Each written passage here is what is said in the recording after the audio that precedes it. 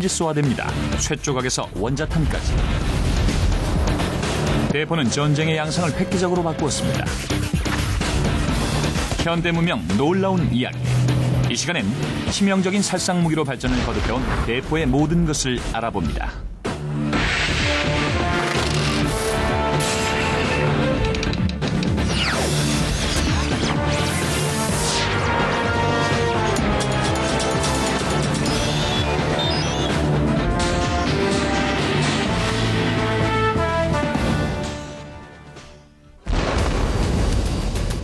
(21세기의) 대포는 인간의 힘과 두뇌, 즉 가공할 파괴력을 발휘하는 폭탄과 놀랍게 발전한 실리콘밸리의 소프트웨어가 결합된 현대 문명의 놀라운 경이입니다.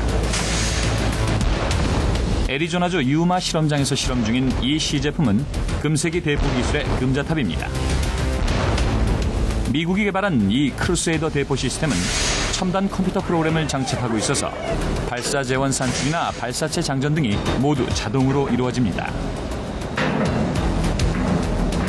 크루세이더는 미국의 차세대 무기 체제의 초석입니다.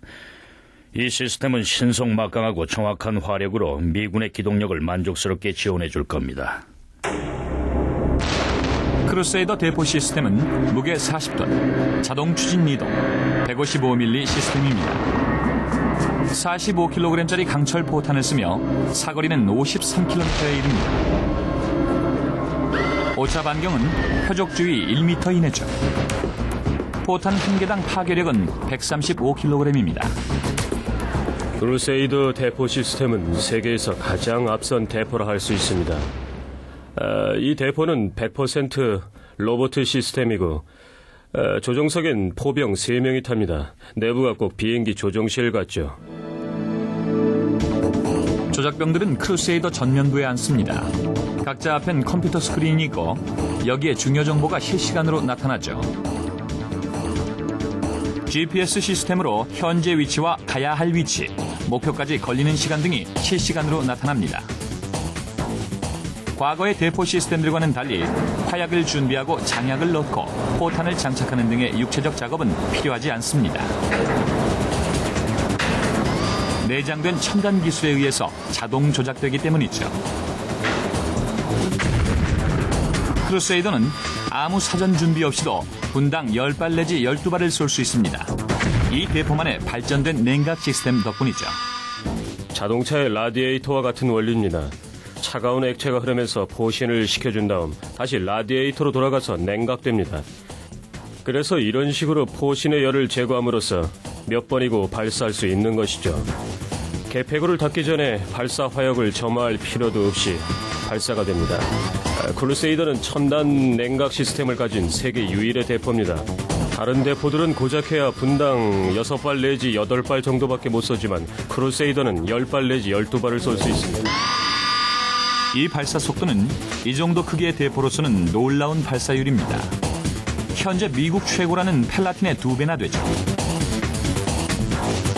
또한 크루세이더는 단일 표적에 대해 8발을 동시에 집중시킬 수 있는 동시발사 통제 시스템도 갖추고 있습니다. 발사율이 높다는 점과 사거리가 굉장히 긴 걸 알면 와 하고 놀라실 겁니다. 더 중요한 건 이런 개별적인 특징들이 합쳐져서 어마어마한 시너지 효과를 가져온다는 점이죠. 때문에 오늘날 크루세이더를 능가할 대포 시스템은 없습니다. 크루세이더는 과거 13세기 대포가 처음 발명된 이래 가장 발전된 대포입니다. 화약은 9세기에 발명됐지만 이것을 대포에 처음 이용한 것은 13세기 중국인들이 긴 튜브에 화약을 넣고 쇠탄환을 쏜 것이 시작이었죠. 인류는 화약을 발명했지만 별 용도 없이 그냥 지내왔습니다. 그저 불꽃놀이를 하거나 시끄러운 폭음을 내서 남을 놀라게 하는 용도가 고작이었고 공성용 무기로 쓰이진 않았습니다. 그러다 13세기 중엽에서부터 14세기 초반 사이의 기간 중에 화약과 초보적인 대포 기술이 유럽에 전파된 것입니다. 초기의 대포는 주로 공성용 무기였습니다. 당시 제후들은 서로 자기 권력을 강화하기 위해서 상대방의 성을 깨트리고 공격해야 했습니다. 그래서 공성용 무기 대포가 등장한 겁니다. 성벽의 기초 부분에 대포를 쏘면은 성벽 전체가 무너져 내려 쉽게 상대방을 공격할 수 있었죠. 이런 공성 전투는 몇 달, 때로는 몇 년에 걸쳐 계속됐습니다. 그래서 기술자들은 현장에서 직접 대포를 만들었습니다. 그러다 보니 13세기와 14세기의 대포 제작 풍습은 과학과 예술의 묘한 결합 같은 것이 되었습니다. 그래서 대포 제작에 종사하는 사람들은 특별한 대우를 받았고 자연히 대포 제작을 가업으로 하는 집안이 생겨났습니다. 이 시절의 대포는 아주 고가품이었고 저마다 생김새도 달랐고 자존심이 대단했습니다. 유심히 살펴보면 소유자인 귀족이나 제후의 문장이 포신에 주조되어 있습니다. 보시다시피 이 시대의 대포에는 행운을 가져오는 징조로 여겨지던 돌고래, 해룡 같은 동물들이 대포 표면에 주조되어 있습니다. 초기의 대포는 모두 종을 만들던 사람들이 제작했는데요. 금속을 다룰 줄 알았기 때문이었습니다.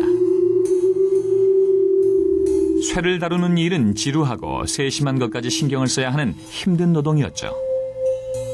우선 모래로 모형을 만듭니다. 그리고는 안에다가 금속 용액을 붓습니다. 그래서 대포를 주조하는 거죠. 금속 용액이 서서히 식으면 이젠 겉에 모래 모형을 부숴버립니다. 그러면 굳어버린 포신이 나타나죠. 그럼 강한 천공기를 가지고 그 포신에다가 구멍을 뚫습니다. 그럼 이게 대포죠. 초기 대포는 그랬습니다. 그 후 2세기 동안은 쇠보다 가벼워 운반이 손쉬운 청동, 즉 노쇠가 대포 재료로 인기였습니다. 쇠대포는 값이 노쇠보다 10배나 쌌지만 유행하지 못했습니다. 경량급 대포를 실용화하는 데 처음으로 성공한 사람은 16세기 스웨덴 국왕 구스타프 아돌프였습니다. 무게가 가벼워졌기 때문에 대포가 쉽게 보병을 따라다니며 지원해 줄 수 있게 됐고 그 결과 전장에서 보병의 화력이 강해졌습니다. 이건 당시로선 대단한 진보였죠. 초창기의 포병은 대포를 쏠 때 우선 포신 속에 플라넬 천에 싼 장약과 대포알을 넣습니다. 이때는 대개 전장포였으니까요. 그렇게 한 다음 포병은 화약가루를 묻힌 거위 깃털을 대포 밑동에 작은 구멍에 끼워 넣어 점화장치로 썼습니다. 폭발하는 포탄은 14세기나 돼서야 개발됐습니다. 쇠퇴로 감싼 포탄 속에는 돌이나 노쇠 파편이 들어있었고 폭발 신관은 매우 원시적이었습니다. 옛날의 대포는 인화성이 강한 혼합물을 포문으로 집어넣어 채웠죠. 그리고 당시 포탄의 사거리는 대략 900m 정도였습니다. 그러나 강선이 없었기 때문에 명중률은 아주 낮았습니다. 강선이 없는 활광 포신에서는 그냥 밀려나갈 뿐이기 때문에 조절이 안 되지만 선조가 있으면 회전에 의해 포탄이 안정됩니다. 장약의 폭발로 포신 속의 압력이 높아지면 이때 생기는 가스가 포탄을 밀어 회전하며 튀어나가기 때문에 사거리가 늘어나고 명중률도 높아지게 되는 것이죠. 강선의 목적은 원래는 정확도가 아니었습니다. 강선은 폭발한 화약 찌꺼기를 회수해내는 나선형의 홈일 뿐이었죠. 쓰고 난 화약 잔재를 그 홈을 통해 판에서 약실을 깨끗이 청소해주는 역할을 했습니다. 그러다가 강선이 포탄의 정확도를 높인다는 걸 알게 됐죠. 대형 대포가 나타난 것은 1588년 스페인의 무적 함대 때였습니다. 당시 영국과 스페인은 영국 해협에서 약 보름 동안 해전을 벌였는데 양측 전력은 각기 약 40척으로 비슷했지만 전투는 대형 대포 덕분에 영국이 스페인 함대를 압도했습니다. 넓은 바다에 출현한 신식 무기는 그때까지의 해전의 양상을 완전히 바꿔놨던 것입니다.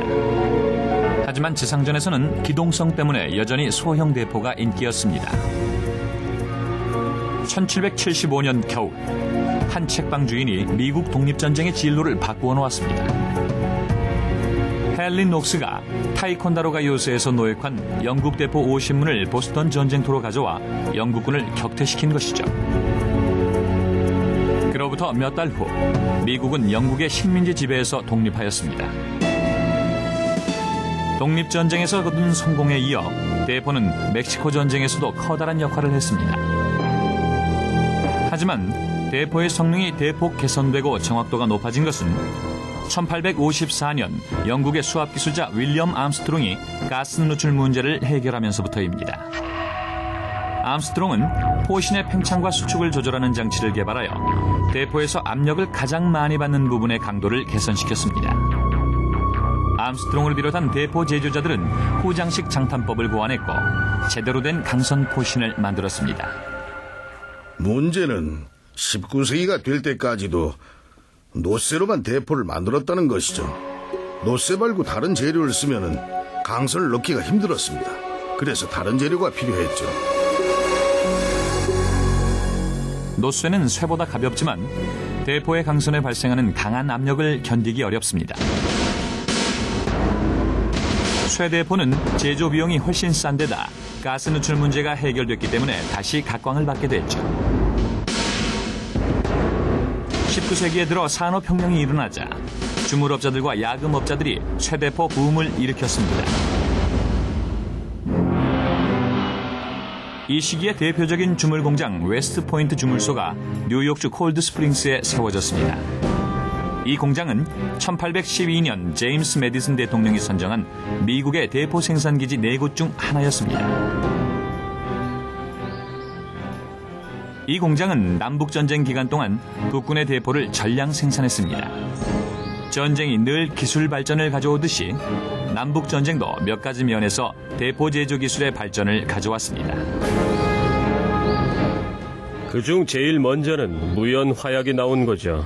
포탄을 쏘려면 추진체, 즉 화약을 써야 하는데 무연 화약은 대포의 위치를 드러내지 않는 장점이 있습니다. 그 다음 두 번째는 반동 실린더입니다. 이것이 나오기 전에는 대포를 쏘면 대포 전체가 뒤로 물러났습니다. 그래서 다시 전진시켜 먼저 위치로 갖다 놓아야 하는데 쏠 때마다 매번 그렇게 한다는 건 번거롭고 또 매번 정확히 제자리를 찾기가 어려운 일이었죠. 그런데 이 반동 실린더가 나오고부터는 대포가 손쉽게 제자리로 환원되니까 신속한 재발사가 가능해졌죠. 세 번째 발명은 정말로 효과적이고 신뢰할 만한 신관을 만든 겁니다. 남북전쟁이 일어났을 때 신관의 역사는 이미 150년이나 돼 있었습니다. 당시의 신관은 나무로 된 대롱이었는데 포탄에 박힌 길이 10cm 정도의 이 신관에 발사 직전 불을 붙여야 했죠. 그러면 이 신관에 불이 타들어가 목표 지점 부근에서 포탄이 터졌습니다. 하지만 이런 신관으로는 기폭 시각을 맞출 수가 없었죠. 이 문제를 해결한 것이 격발 신관입니다. 충격을 받아야 기폭이 되는 신관이죠. 19세기 말경, 대포는 야전에서 주축을 이루는 무기가 되었습니다. 이렇게 대포가 무기 체계의 중심에 서게 되면서 대포는 전선의 군인은 물론 무고한 시민들까지 대량 살상하는 무기로 변하기 시작했습니다.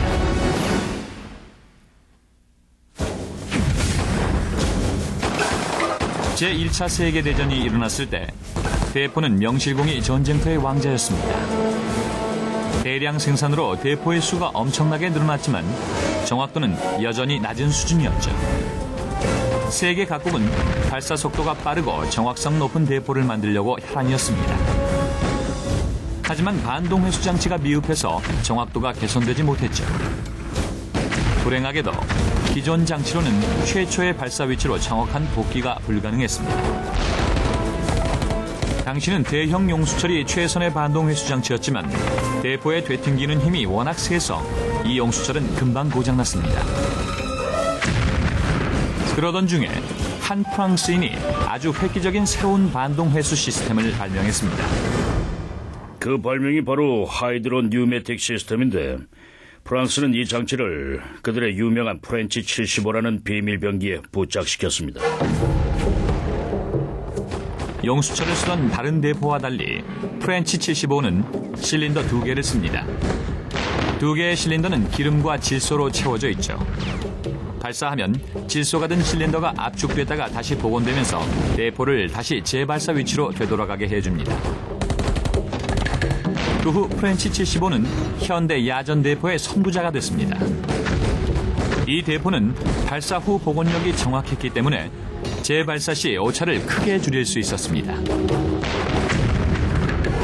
이 새로운 대포는 분당 12발까지도 쏠 수 있었습니다.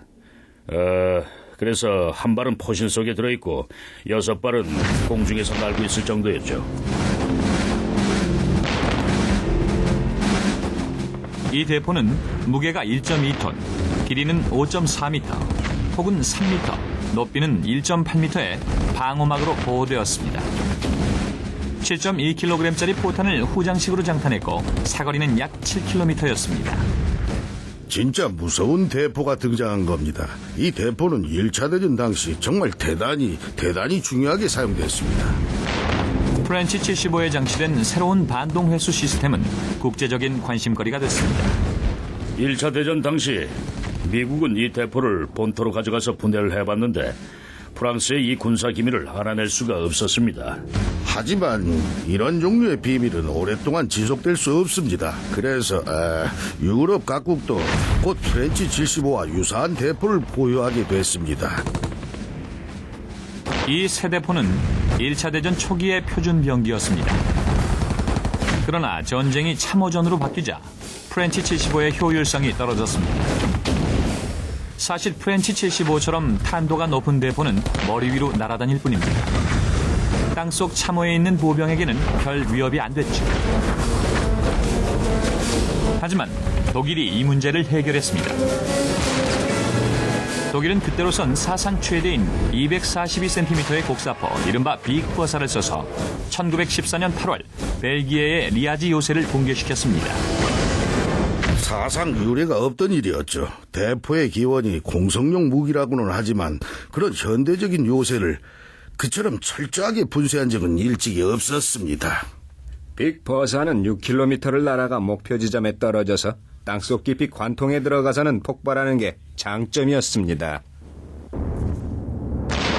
크루프 제철소주인 크루프의 딸 이름을 따서 지은 이름인 빅버사는 815kg짜리 포탄을 발사했습니다.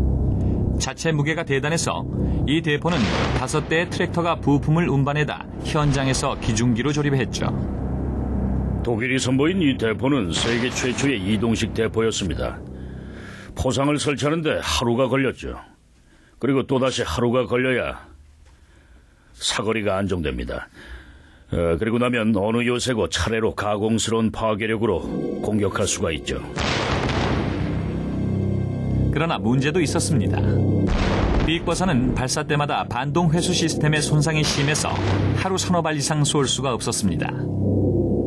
하지만 그 뒤로 여러 가지 대포가 나온 걸 보면 빅버사가 선구자 노릇을 톡톡히 한 건 사실입니다. 이어서 등장한 게 철도 대포였죠. 크기도 하지만 무엇보다도 1차 대전은 전선이 거의 고정돼 있었기 때문에 가능했습니다. 철도 차량에 탑재한 14인치 대포를 통해 800kg짜리 포탄을 발사했는데 아주 효과적이었지요. 800kg짜리 포탄이 터지면 굉장하잖아요. 몇몇 나라가 빅버사에 맞먹는 거대 대포를 개발하자 독일은 이에 질세라 더 큰 대포를 만들었습니다. 빅버사에 이어 크루프 제철소는 파리 대포라는 거포를 만들었습니다. 독일은 1917년 이 대포로 프랑스의 수도 파리를 혼란과 공포로 몰아넣을 계획이었죠. 파리 대포는 무게가 무려 142톤으로 빅버사의 3배나 됐습니다. 80kg짜리 포탄을 120km까지 쏘았습니다. 이 대포는 포신 길이가 자그마치 33m였습니다. 독일은 1918년 3월부터 7월까지 파리 근교 크레페에 이 대포를 숨겨놓고 포격을 퍼부었습니다.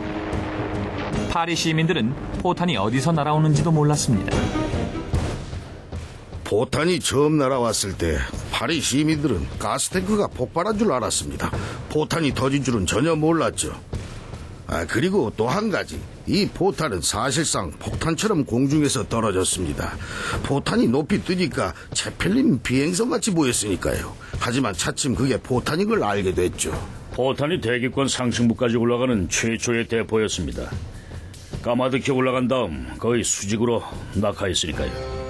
한 가지 재밌는 것은 파리 대포가 워낙 크기 때문에 대포 위에 추가적인 구조물을 설치해서 발사 때 포자가 상하로 흔들리는 걸 막아야 했습니다.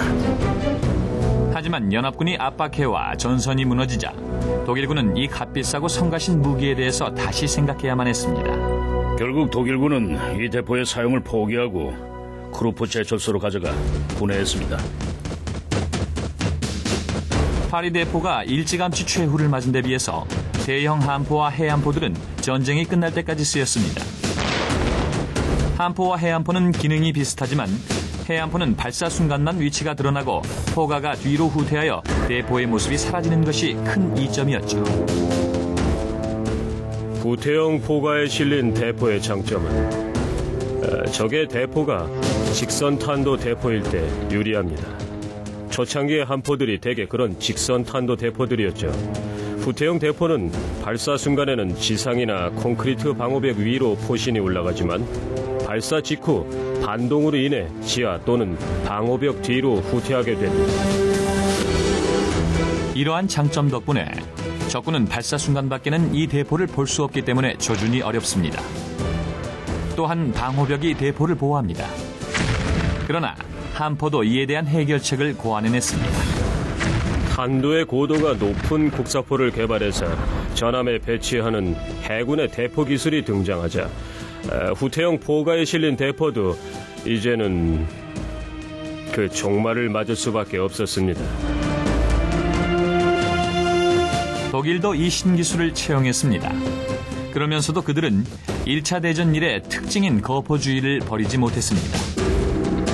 그들은 파리 대포가 장난감처럼 여겨질 거대한 살상기계를 계획했습니다.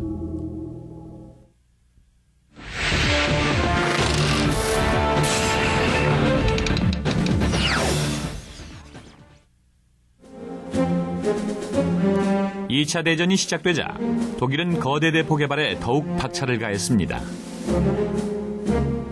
빅버서나 파리 대포가 제한적인 경우에만 파괴력을 나타낸 걸 거울 삼아서 독일은 이번엔 철도 대포에 주안점을 두었습니다. 2차 대전 기간 중에 독일은 도라라는 대포를 개발했습니다. 도라는 구경 800mm짜리 대포입니다. 포자를 설치하는데 3,000명이 6주일간 작업을 해야 하고 작업같이 500명이 달라붙어야 발사가 가능하고 대포 한 기에 소장급 지휘관이 붙었으니 그 규모가 짐작하시겠죠? 대포의 크기도 엄청났지만 그에 따라 소요되는 인력과 경비도 엄청났습니다. 도라는 자체 중량만 대략 1350톤입니다. 인류의 대포 역사상 전무후무한 무게였죠. 너무나 거대하고 무거워서 빅버서처럼 부품을 철도 레일로 운반하여 현장에서 조립해야만 했습니다. 도라는 조립 후 높이가 11m, 폭이 7m, 길이가 42m에 이릅니다. 화약으로 채워진 포탄은 무려 7톤이나 나가서 도시 전체를 파괴할 수 있었습니다. 포탄 발사에 들어가는 장약만 2톤이 필요했습니다. 이 거대 포탄은 38km를 날아가서 표적에 떨어졌습니다. 도라와 구스타프라는 두 거포가 러시아에 있는 도시 세바스토폴 공방전에 투입됐습니다. 이 두 대포의 임무는 그 도시의 콘크리트 구조물 방어벽을 부수는 일이었죠. 물론 성공했지만 대포보다는 폭격기를 이용한 공중폭격이 더 능률적이었을 겁니다. 그랬다면 대포의 제작과 운반, 관리에 투입됐던 인력과 기술을 다른 곳에 사용할 수도 있었으니까요. 독일은 웬일인지 늘 거포에 집착했습니다. 그래서 연합군 요새를 공격할 때 항상 도라, 구스타프 같은 거대 괴물들을 끌고 와서 공격을 가했는데 세바스토폴도 목표 중에 하나였죠. 독일이 거대 대포를 개발하는 동안 연합군은 다른 방법으로 대포를 개선했습니다. 1943년, 3년간의 시행착오 끝에 연합군은 근접신관이라는 혁신적인 신관을 개발했죠. 이 신관은 대공포에서 큰 위력을 발휘했습니다. 근접신관이라고 하는 것은 무전 송신기를 포탄에 장착해서 탄두 끝에다 다는 거죠. 이 송신기가 신호를 발사하게 하는 건데요. 표적에 갔다가 되돌아오는 신호를 신관이 다시 받아가지고 기폭시키는 장치입니다. 근접신관은 태평양에서 미 해군이 처음 사용했습니다. 근접신관이 성공을 거두자 보병 지원용 대포와 대공포 포탄용으로도 응용이 됐죠. 벌지 전투 때 미국은 궁지에 빠졌죠. 그래서 미국은 어떻게 했냐 하면 근접신관을 야포에 사용한 겁니다. 그렇게 한 결과 대포를 쏠 때마다 포탄이 전부 다 어김없이 지상 30m 상공에서 폭발했죠. 포탄이 상공에서 폭발하자 파괴력이 한층 증가했습니다. 탄착 지점 주변에 국한되던 파괴 범위가 크게 확산된 것이죠. 미국 해군은 근접신관 포탄 말고도 다른 신무기도 사용했습니다. 당시 태평양을 순시한 건 아이오와급 전함들이었습니다. 이들 5전함은 파괴력이 엄청났습니다.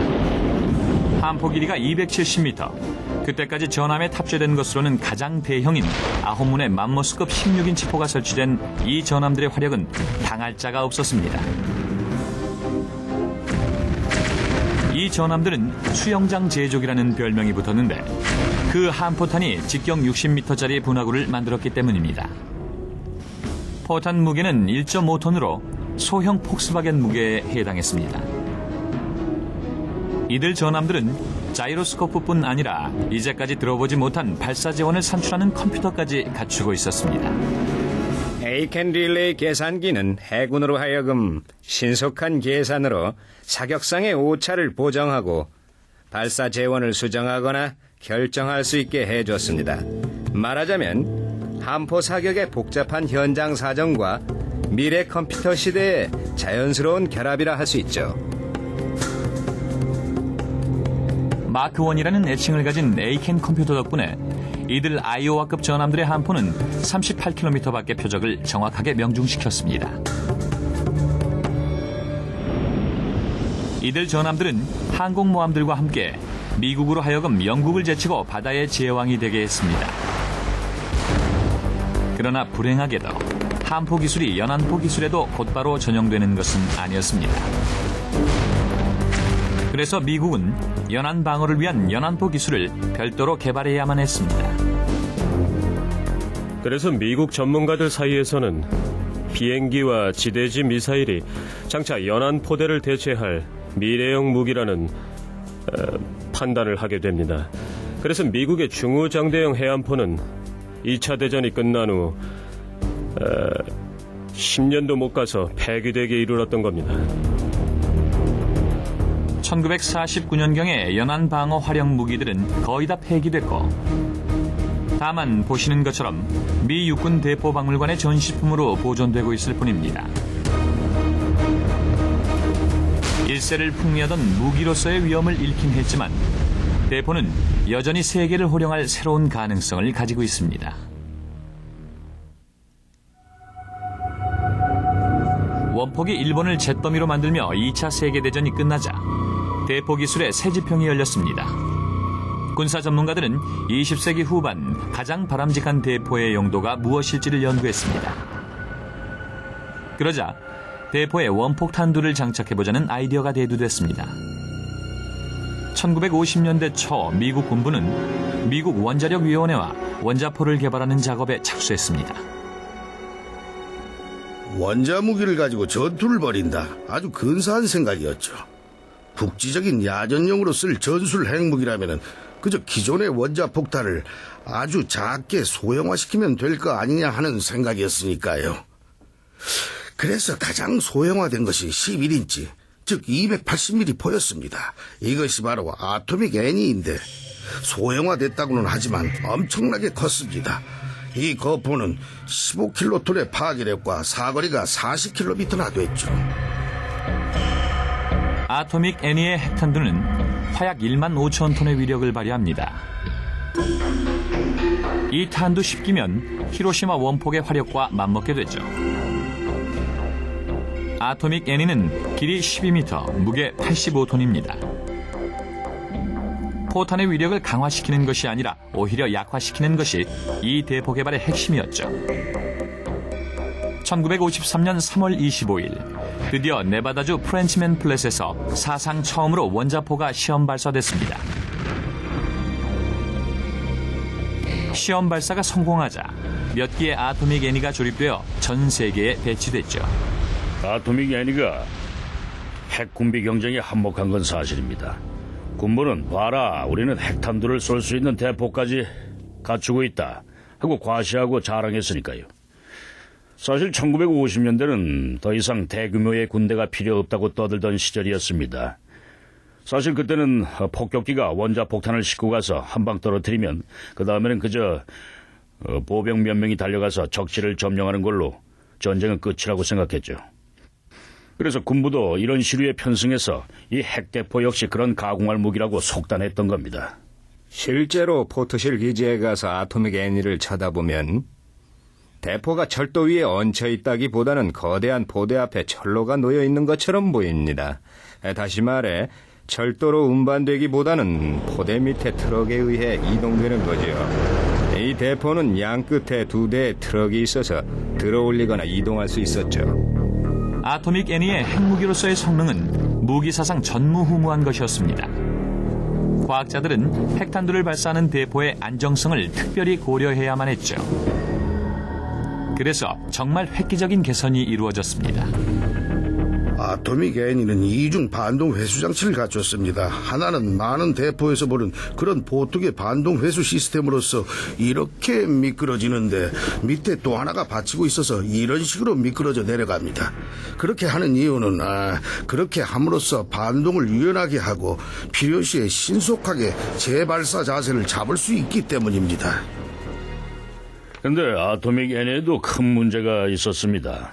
독일인들이 가졌던 그런 문제점이죠. 한 포자에 2기가 놓입니다. 보통은 한 포자에 6기가 놓이죠.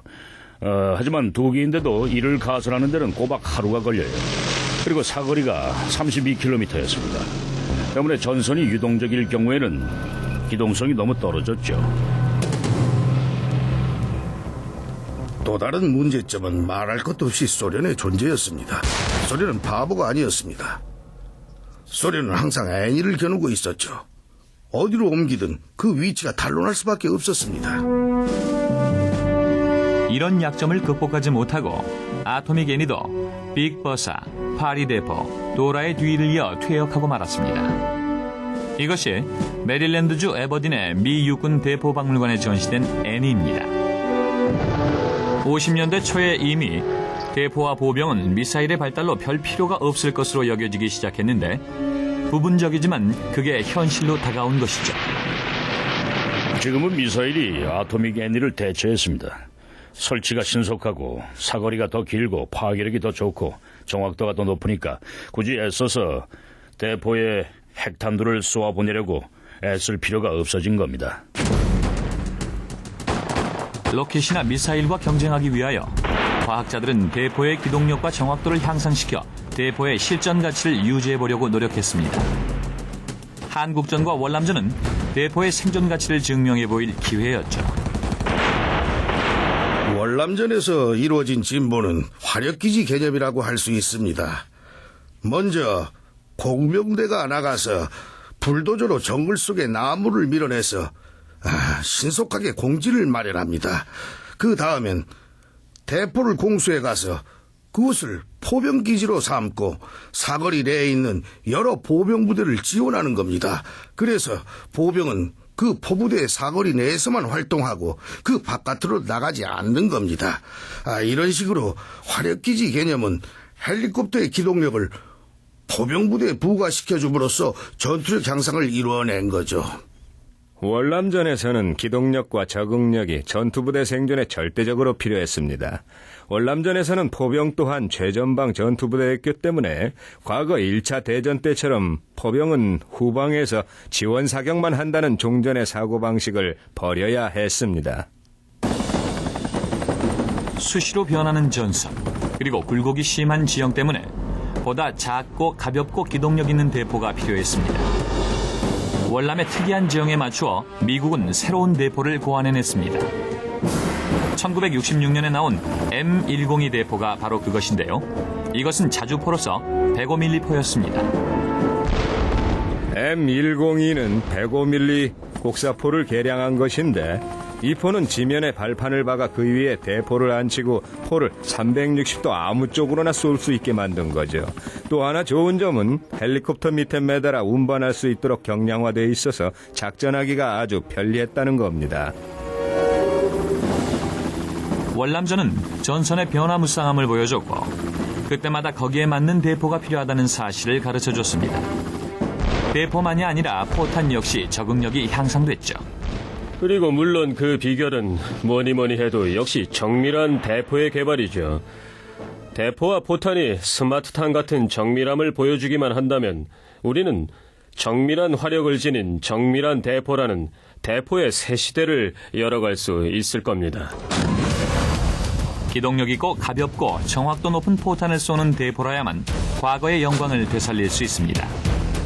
그러나 현대에도 세계 지도자 중에는 아직도 거포주의에 집착하고 있는 사람이 있습니다.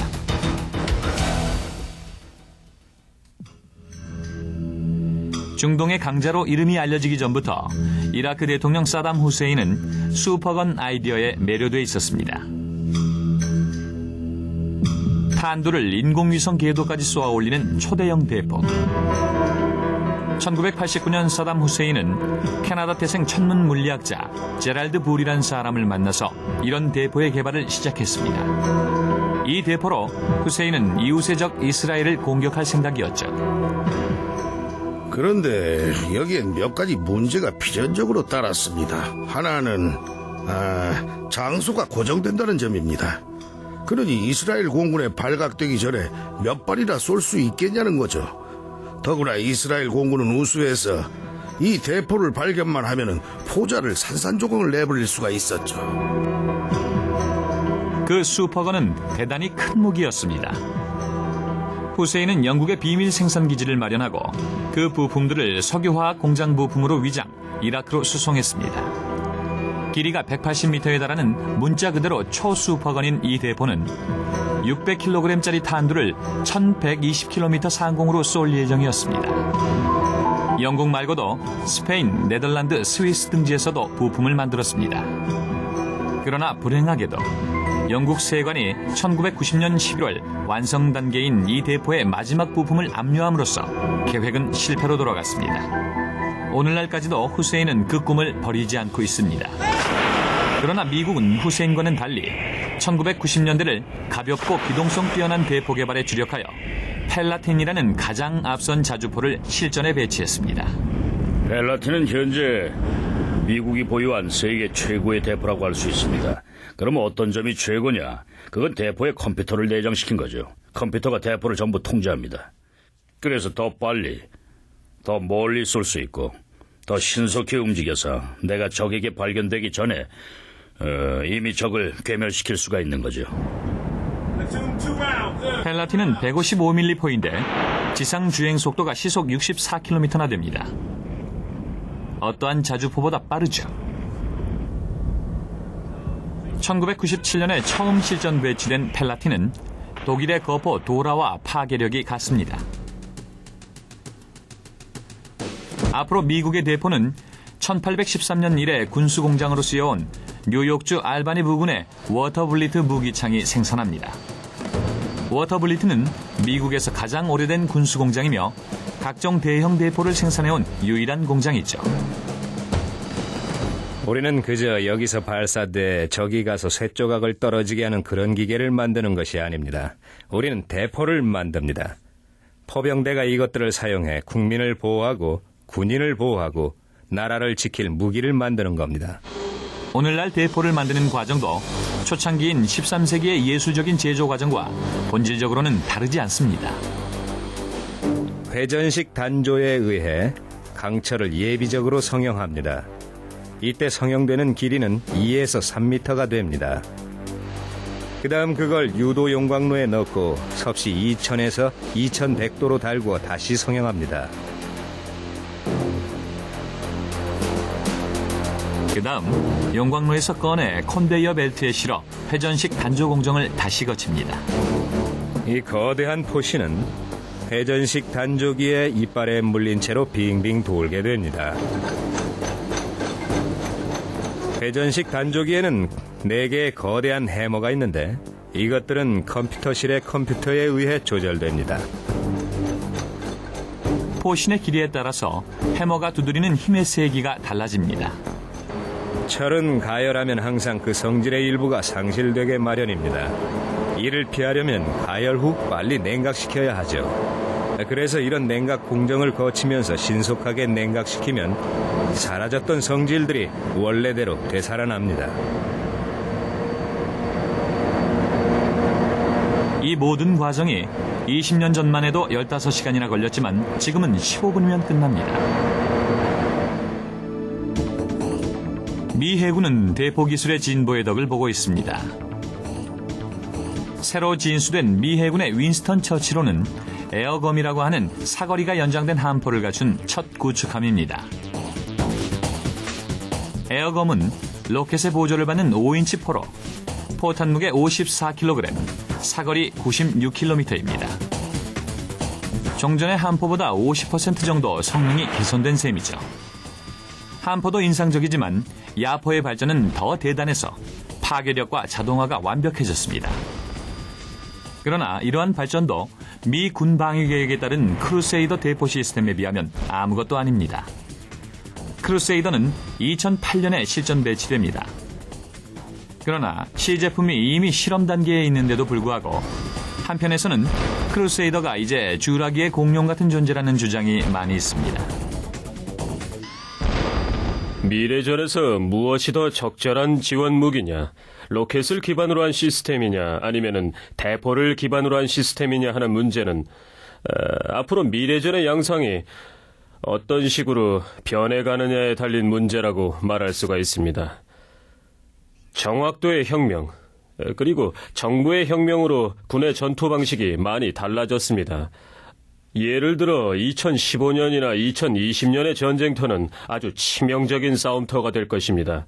미래에는 보병들이 멀리 산교되어 전투를 할 거고 워낙 무기가 정확하기 때문에 무기를 마구 쏠 필요조차 없을 겁니다. 미래전이 신속 정확한 공격으로 끝나든 그렇지 못하든 간에 전쟁이라는 것은 최종적으로는 항상 군인들의 손에 의해서 결정된다는 것이 그 본질이라고 하겠습니다. 궁극적으로 전투는 대립하는 양쪽 병력이 마주보며 공격과 수비를 주고받는 것이죠. 그러므로 더 가까이서 더 오래 사격할 수 있는 편이 더 유효한 공격을 가할 수가 있습니다. 그리고 그런 사격의 최고 도구는 역사상 전쟁이 시작된 이래 지금까지 대포만한 것이 없습니다. 대포는 전쟁의 기술적 측면에서 핵심을 이룹니다. 백병전에서든 화력전에서든 가장 중심을 차지하는 무기는 인류의 지나간 전쟁 역사 600년 동안 항상 대포였습니다. 기술 발전에 따라 새로운 무기가 속출하고 있지만 지금 같은 전쟁과 전투가 벌어지는 한 군은 대포에 의존하지 않을 수 없을 것입니다.